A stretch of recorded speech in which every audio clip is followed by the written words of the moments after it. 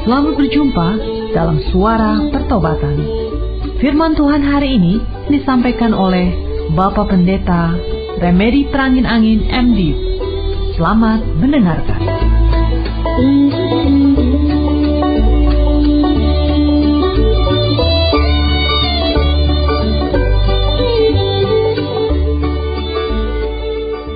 Terima kasih Tuhan Yesus, Engkau telah mempersatukan kami kembali dalam persekutuan lewat udara.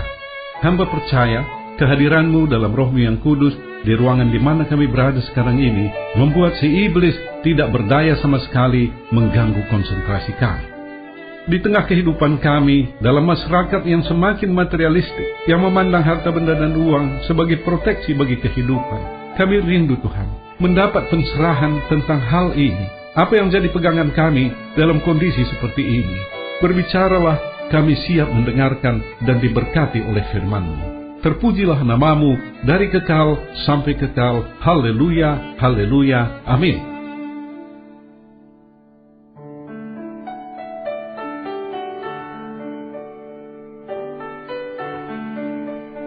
Shalom, apa kabar saudara? Senang sekali bertemu kembali di udara. Saya harap saudara ada dalam keadaan sehat, damai, sejahtera, dan sukacita dimanapun sedang berada. Di rumah, di tempat kerja, dalam perjalanan, sedang melakukan kegiatan tertentu, atau mungkin sedang berada di rumah sakit. Semoga program ini memberkati saudara, menjadi teman di kala kesepian, menghibur di saat berduka, memberi semangat di saat lesu, memberi kekuatan di saat lemah, memberi visi dalam kegelapan perjalanan kehidupan. Tuhan Yesus memberkati kita semua melalui firman-Nya. Saudara-saudara yang dikasihi Yesus Kristus, pernah dengar nama Anwar Sadat dari Mesir? Atau sebelum kita sampai ke sini, saya terlebih dahulu akan membacakan firman Tuhan dari Mazmur 33 ayat 16 sampai dengan 19. Mazmur 33 ayat 16 sampai dengan 19. Demikian. Seorang raja tidak akan selamat oleh besarnya kuasa. Seorang pahlawan tidak akan tertolong oleh besarnya kekuatan. Kuda adalah harapan sia-sia untuk mencapai kemenangan yang sekalipun besar ketangkasannya tidak dapat memberi keluputan. Sesungguhnya mata Tuhan tertuju kepada mereka yang takut akan Dia, kepada mereka yang berharap akan kasih setia-Nya untuk melepaskan jiwa mereka daripada maut dan memelihara hidup mereka pada masa kelaparan. Demikian firman Tuhan. Ayat 16 berkata, seorang raja tidak akan selamat oleh besarnya kuasa, seorang pahlawan tidak akan tertolong oleh besarnya kekuatan. Membaca ayat ini, saya teringat kepada almarhum Anwar Sadat, yang pada bagian akhir hidupnya menjabat sebagai presiden Mesir yang disegani kawan maupun lawan. Ia adalah presiden ketiga Mesir yang menggantikan Gamal Abdul Nasser, salah seorang pemimpin gerakan non-blok terkemuka bersama tokoh lainnya seperti Soekarno, Gandhi, dan Tito. Karir militer Anwar Sadat dimulai sejak ia lulus dari Akademi Militer Kerajaan di Kairo tahun 1938. Pada waktu itu, Mesir adalah sebuah kerajaan dan sedang berada di bawah pengaruh kekuasaan Inggris. Perkenalannya dengan Gamal Abdel Nasser, seorang perwira Mesir yang berpengaruh, merubah hidup Sadat. Nasser mengorganisir sebuah revolusi tahun 1952 yang menggulingkan Raja Farouk dan dominasi Inggris. Ketika Nasser menjabat presiden, Sadat diangkat sebagai menteri dalam negeri, dan pada masa terakhir pemerintahan Nasser, ia diangkat menjadi wakil presiden. Ketika Nasser meninggal tahun 1970, Sadat menggantikannya sebagai presiden. Pada awalnya, banyak anggapan bahwa Sadat adalah seorang yang tidak punya kepemimpinan, dianggap seperti sebuah boneka dari Presiden Nasser, sehingga nantinya akan dikendalikan oleh para pembantunya. Anggapan-anggapan seperti ini ternyata tidak benar. Ia mengambil beberapa tindakan yang tegas dan berani. Antara lain, tanggal 6 Oktober 1973, bersama Syria, Mesir menyeberangi terusan Suez, menyerbu Israel, dan merebut kembali semenanjung Sinai kepunyaan Mesir dan dataran tinggi Golan milik Syria yang dikuasai Israel dalam perang 6 tahun sebelumnya. Keberanian tentara Mesir memasuki semenanjung Sinai sampai kedalaman 15 km sungguh mengejutkan Israel dan dunia. Tindakan penting lainnya yang dilakukan Sadat adalah memperjuangkan terciptanya perdamaian dengan Israel. Untuk tercapainya hal ini, ia bersedia mengunjungi Israel, musuh bebuyutan Mesir selama ini. Tahun 1978, Sadat dan Perdana Menteri Israel Menahem Begin menandatangani perjanjian perdamaian di tempat peristirahatan Presiden Jimmy Carter di Camp David, Amerika Serikat. Peristiwa ini membuat Sadat dan Begin bersama-sama menerima Anugerah Nobel Perdamaian tahun 1978. Namun, prakarsa Sadat mengakui Israel mendapat tantangan dari sebagian besar negara Arab, juga di kalangan radikal dalam negeri yang tidak setuju melakukan perjanjian dengan Israel. Pada tanggal 6 Oktober 1981, pada acara Parade Angkatan Bersenjata, sebagai peringatan tentara Mesir menyeberangi terusan Suez tahun 1973, Sadat terbunuh secara tragis oleh anggota tentara Mesir sendiri. Dari segi pengamanan, Presiden Sadat memiliki sistem berlapis pasukan pengawal. Tetapi pada waktu itu, pesawat-pesawat tempur Mirage buatan Prancis sedang melakukan demonstrasi terbang di angkasa. Presiden Sadat dan tamu-tamu kehormatan di podium berdiri melihat ke atas memberi hormat. Tiba-tiba ada seorang tentara meloncat keluar dari sebuah truk yang ikut parade dan melemparkan granat ke podium, diikuti oleh tembakan senjata otomatis dari beberapa orang tentara lainnya. Menurut berita koran, tidak kurang dari 5 butir peluru menembus tubuh Sadat. Tubuhnya tidak bernyawa lagi ketika ia tiba di rumah sakit. Oknum-oknum tentara yang melakukan pembunuhan itu rupanya terkait dengan organisasi radikal di Mesir. Sungguh tragis kematian tokoh yang terkenal ini. Saudara-saudara kekasih Yesus Kristus, apalagi yang kurang dalam kehidupan seorang Anwar Sadat? Prestasi lepas prestasi diraihnya. Karena ia adalah seorang tentara, ia tentu saja sudah menyiapkan pasukan keamanan berlapis bagi pengawalan dirinya. Tetapi selalu saja ada celah yang tidak terduga, terutama pada peringatan 6 Oktober itu. Peringatan Mesir merebut kembali tanah mereka yang diduduki Israel, membawa kesan tersendiri nostalgia bagi Sadat. Di tengah parade seperti itu, secara tidak terduga, terjadilah kejadian yang tragis itu. Peristiwa ini mengingatkan saya pada kebenaran Mazmur 33 ayat 16 dan 17. Seorang raja tidak akan selamat oleh besarnya kuasa. Seorang pahlawan tidak akan tertolong oleh besarnya kekuatan. Kuda adalah harapan sia-sia untuk mencapai kemenangan yang sekalipun besar ketangkasannya tidak dapat memberi keluputan. Kekuasaan, kekuatan, dan kelengkapan senjata tidak bisa menyelamatkan nyawa kita. Pengawalan berlapis tidak menjamin keselamatan seorang raja atau penguasa. Mungkin kita berkata, ayat firman Tuhan yang kita baca tadi adalah peringatan bagi seorang raja, penguasa, atau pejabat. Sedangkan kita sebagai orang-orang biasa tidak kena mengena dengan ayat firman Tuhan itu. Ya, memang kita tidak ada masalah dengan pengawal dan senjata untuk keamanan pribadi. Kita tidak memerlukan pengawalan berlapis.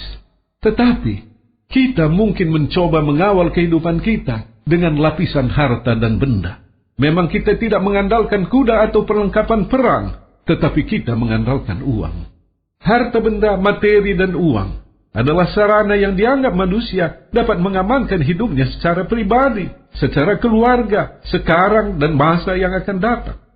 Keadaan dunia yang semakin materialistik, rumah, mobil, pakaian, perhiasan dan aksesorisnya, peralatan elektronis, makan enak di restoran dan lain-lain, semakin mendorong manusia mencari dan menumpuk kekayaan. Godaan materi itu membuat manusia gelap mata, tidak peduli korupsi, menipu, memeras, merampok, membunuh atau mencuri. Yang penting dapat uang. Bagaimana sebenarnya kita melihat peran harta benda dalam kehidupan kita?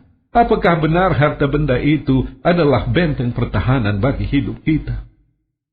Paulus mengatakan dalam 1 Timotius 6 ayat 17, "Peringatkanlah kepada orang-orang kaya di dunia ini, agar mereka jangan tinggi hati dan jangan berharap pada sesuatu yang tak tentu seperti kekayaan, melainkan pada Allah yang dalam kekayaannya memberikan kepada kita segala sesuatu untuk dinikmati." Kalau dalam Mazmur 33 ayat 17, kita dinasihati agar tidak berpengharapan pada kuda. Dalam ayat yang baru kita baca, Paulus menasihati kita agar jangan meletakkan harapan pada sesuatu yang tak tentu seperti kekayaan. Dikatakan Paulus, uang atau kekayaan adalah sesuatu yang tidak stabil, berubah-ubah. Sesuatu yang bisa kita lihat dengan mata kita. Harta benda dan kekayaan tidak tetap sifatnya. Sekali waktu, semua itu akan menjadi tiada. Kalau kita meletakkan pengharapan pada uang dan menganggap uang bisa menjadi jawaban semua permasalahan dalam hidup kita, kita akan kecewa. Mungkin kita berpikir, kalau aku sakit, aku bisa berobat di rumah sakit terbaik di dunia ini karena aku punya banyak uang. Kita memang bisa masuk rumah sakit terbaik, beli obat yang paling mahal, tetapi uang tidak bisa membeli nyawa kita. Tanggal 5 Oktober 2011 yang lalu, seorang yang paling berhasil dalam karirnya, seorang yang kaya, namanya Steve Jobs, seorang warga Amerika Serikat, meninggal dunia dalam usia 56 tahun. Kekayaannya mencapai 7 miliar dolar yang setara dengan kira-kira 60 triliun rupiah. Ia adalah mantan direktur utama perusahaan Apple. Di bawah kepemimpinannya, harga saham Apple, perusahaannya itu naik 100 kali lipat. Sebuah prestasi yang luar biasa. Tetapi pada satu hari, tubuhnya merasa sakit dan ia memeriksakan diri ke rumah sakit. Dokter berkata, ia menderita penyakit kanker pankreas dalam stadium yang sudah lanjut. Dokter bahkan memperkirakan usianya tinggal antara 3 sampai 6 bulan lagi. Tentu saja Steve Jobs merasa bahwa ini adalah pukulan yang telak. Ia tidak menduga sama sekali. Tim dokter kemudian melakukan biopsi lanjutan. Puji Tuhan, menurut mereka, jenis kanker yang diderita oleh Steve Jobs masih bisa disembuhkan dengan cara operasi. Operasi dilakukan, Steve Jobs sembuh kembali. Tetapi, sesudah beberapa tahun, kembali kanker pankreas ini menggerogoti tubuhnya, bahkan merenggut nyawanya dalam usia 56 tahun. Sebenarnya ia sangat menjaga kesehatannya. Makanannya hanyalah buah-buahan dan sayur-sayuran. Steve Jobs memiliki harta benda, kemuliaan, dan kehormatan. Ia bisa membeli segala sesuatu yang bisa dibeli dengan uang. Tetapi, ada satu hal yang ia tidak bisa beli, yaitu nyawanya sendiri. Seorang yang lain, perempuan paling kaya yang pernah hidup di Asia, bernama Nina Wang dari Hong Kong. Ia meninggal tahun 2007 pada usia 67 tahun, sesudah beberapa tahun menderita penyakit kanker. Suaminya diculik tahun 1990 dan tidak pernah lagi kembali. Bertahun-tahun kemudian, pengadilan menetapkan suaminya itu sudah dianggap mati. Terjadilah perebutan warisan yang amat seru antara Nina Wang dengan mertuanya, ayah dari suaminya. Akhirnya pengadilan memutuskan Nina Wang sebagai pewaris sah suaminya. Jadilah ia seorang wanita paling kaya di Asia. Nina Wang tidak memiliki keturunan. Sesudah ia meninggal, kembali terjadi perebutan warisan antara teman laki-lakinya dengan sebuah yayasan amal. Tahun 2010 yang lalu, pengadilan memutuskan pewaris Nina Wang adalah yayasan amal itu. Alangkah tragisnya, seorang wanita yang memiliki kekayaan begitu besar sehingga susah untuk menghitungnya, meninggalkan apa yang sudah dikumpulkannya itu kepada sebuah yayasan amal. Bayangkan berapa banyak waktu yang dipergunakan oleh Nina Wang menghadapi penderitaan ini tadi. Tahun 1990 ia ditinggal suami, bertahun-tahun berperkara di pengadilan. Sesudah itu menderita penyakit kanker yang merenggut nyawanya. dan ia tidak punya keturunan yang menjadi pewaris. Kekuasaan, kekuatan, dan kelengkapan senjata tidak bisa menyelamatkan nyawa kita. Pengawalan berlapis tidak bisa menjamin keselamatan seorang raja atau penguasa. Harta benda, materi, dan uang juga tidak bisa menyelamatkan nyawa kita. Saudara, kepada siapakah kita berharap? Paulus dalam 1 Timotius 6 ayat 17 mengatakan untuk meletakkan pengharapan kita pada Tuhan. Jadi bukan meletakkan pengharapan pada harta benda. Paulus mengatakan pengharapan pada Tuhan memberikan segala sesuatu kepada kita untuk dinikmati. Makanan kita bisa nikmati, kicauan burung menyenangkan hati, permainan warna menjelang matahari terbit dan terbenam terasa indah. Dalam hati ada sukacita, damai dan sejahtera. Kita merasakan betapa indahnya hidup bersama Tuhan. Masalah dan pergumulan boleh ada, tetapi tidak mengurangi sukacita dalam hati. Kuasa menikmati adalah pemberian Tuhan. Ada orang punya uang banyak, tetapi tidak bisa makan enak karena banyak pantangan, misalnya karena punya sakit mah. Punya uang banyak, tetapi tidak bisa bepergian jauh karena takut naik pesawat terbang. Punya harta benda dan uang banyak, belum tentu punya kuasa untuk menikmati. Firman Tuhan dalam Pengkhotbah 6 ayat 2 berkata, orang yang dikaruniai Allah kekayaan, harta benda dan kemuliaan, sehingga ia tak kekurangan suatu pun yang diingininya. Tetapi orang itu tidak dikaruniai kuasa oleh Allah untuk menikmatinya, melainkan orang lain yang menikmatinya. Inilah kesia-siaan dan penderitaan yang pahit. Sekali lagi, untuk bisa menikmati hidup yang sesungguhnya, taruhlah pengharapan kita pada Tuhan dan bukan pada kekuasaan, kekuatan, harta benda atau uang. Hal ini tidak berarti sebagai pengikut Kristus kita tidak bisa punya jabatan tinggi atau tidak bisa menjadi orang kaya. Ada tokoh-tokoh Alkitab yang kaya seperti Abraham dan Ayub, serta ada juga yang punya jabatan tinggi seperti Yusuf dan Daniel. Yang penting nomor satukan Tuhan dan bukan menjadi nomor dua. Saudara-saudara kekasih Yesus Kristus, sebelum mengakhiri renungan hari ini, saya ingin sekali lagi kembali pada peristiwa tragis Presiden Anwar Sadat dari Mesir. Pengawal berlapis tidak bisa menyelamatkan nyawanya. Manusia tidak bisa mengawal manusia lain dengan sempurna, tetapi Tuhan bisa. Dalam Mazmur 127 ayat 1b tertulis, jikalau bukan Tuhan yang mengawal kota, sia-sialah pengawal berjaga-jaga. Selanjutnya saya bacakan Mazmur 34 ayat 8 sampai dengan 10. Mazmur 34 ayat 8 sampai dengan 10 demikian. Malaikat Tuhan berkemah di sekeliling orang-orang yang takut akan Dia, lalu meluputkan mereka. Kecaplah dan lihatlah betapa baiknya Tuhan itu. Berbahagialah orang yang berlindung padanya. Takutlah akan Tuhan, hai orang-orangnya yang kudus, sebab tidak berkekurangan orang yang takut akan Dia. Pengawalan sempurna ada bagi seorang pengikut Kristus. Tuhan mengutus malaikatnya berkemah di sekeliling orang itu. Pengawalan malaikat adalah pengawalan supranatural. Ada perasaan tenang dan damai ketika kita mengingat ada malaikat-malaikat yang Tuhan utus untuk mengawal kita. Tanpa perlindungan Tuhan, alangkah mengerikannya hidup ini.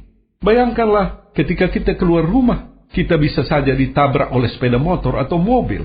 Anak-anak kita yang menyeberang jalan bisa ditabrak truk. Banyak sekali yang mengkhawatirkan kita. Rumah kita terbakar, dirampok, kita kena copet, mobil atau sepeda motor dilarikan orang lain, dan seterusnya dan seterusnya. Kalau kita memikirkan kemungkinan-kemungkinan terburuk yang bisa terjadi, barangkali kita akan menjadi cemas dan takut, tidak bisa tidur, akhirnya menimbulkan berbagai penyakit dalam diri kita. Kalau saudara termasuk orang seperti ini, puji Tuhan. Ketika saudara mengikuti renungan firman Tuhan hari ini, saudara sudah menemukan jawabannya. Letakkanlah pengharapan saudara pada Yesus. Mungkin ada di antara saudara yang bertanya, berpengharapan pada Yesus, bagaimana caranya? Ini adalah pertanyaan yang sangat baik. Bagaimana kita berpengharapan pada Yesus kalau kita tidak kenal siapa Yesus sebenarnya? Yesus adalah Tuhan yang Maha Kudus. Untuk berkomunikasi dengan Yesus, kita juga perlu kudus. Dan tampaknya ini tak mungkin karena kita orang berdosa. Tetapi puji Tuhan, memang kita adalah manusia berdosa. tidak kudus, manusia yang terdiri dari noda, cacat, dan celah. Tetapi ketika kita menyadari keadaan kita ini dan mengaku kepada Yesus serta merindukan sungguh pengampunan daripadanya, sungguh-sungguh ingin bertobat dari jalan tersesat selama ini, Tuhan Yesus mengampuni dosa-dosa kita. Betapa besar pun, betapa gelap pun kehidupan masa lampau kita, Ia seperti memeluk kita dan menghapus air mata kita sambil berkata, "Kuampuni dosamu seluruhnya, sahabatku." Yesus tahu kita tidak mampu hidup kudus dengan kekuatan sendiri. Oleh karena itu, pada waktu kita bertobat di dalam nama-Nya, Ia menganugerahkan Roh-Nya, Roh Kudus tinggal dalam hati kita. Kita memang tidak mampu hidup kudus, tetapi Roh Yesus memampukan kita untuk hidup kudus. Bukan karena kita kuat, bukan karena kita gagah, tetapi Roh Kudus memberi kekuatan kepada kita. Saya percaya, dalam persekutuan kita lewat udara ini, ada Roh Kudus, Roh Yesus, yang menjamah hati kita masing-masing. Saya tidak tahu di mana saudara mendengarkan siaran ini, di dalam mobil, di tempat kerja, di rumah atau di rumah sakit, tidak menjadi masalah. Pada waktu Roh Kudus menjamah hati saudara, bersoraklah, saudara adalah orang yang paling berbahagia hari ini di antara semua manusia yang hidup, karena anugerah keselamatan yang begitu mahal telah saudara terima dengan gratis. Tuhan Yesus memberkati kita semua beserta keluarga berlimpah-limpah.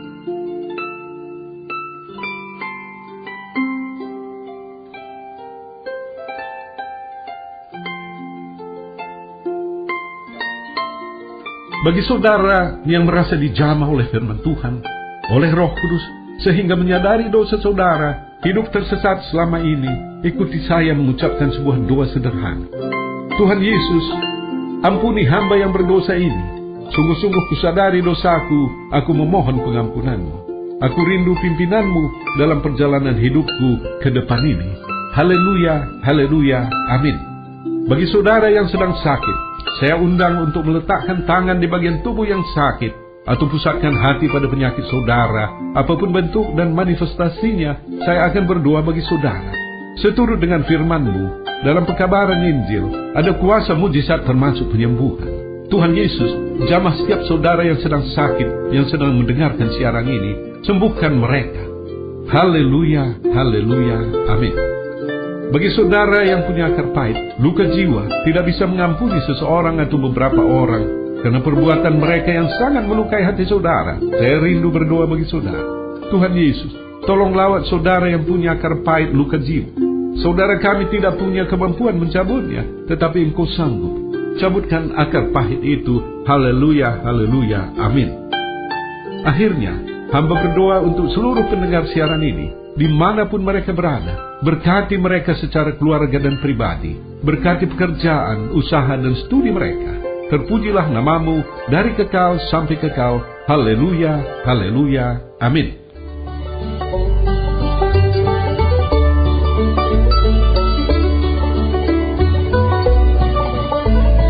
Kita sudah mendengarkan firman Tuhan yang disampaikan oleh Bapak Pendeta Remedi Prangin Angin MD.